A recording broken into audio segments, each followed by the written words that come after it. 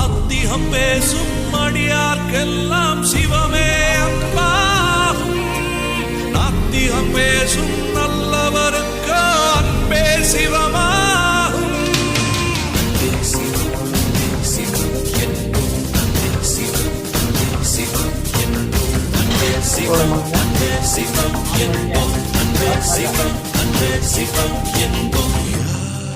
யார் யார் சிவம்?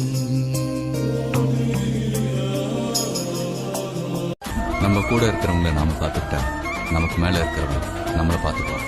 நல்லது நினைச்சா நல்லதே நடக்கும்னு சொல்லுவாங்க.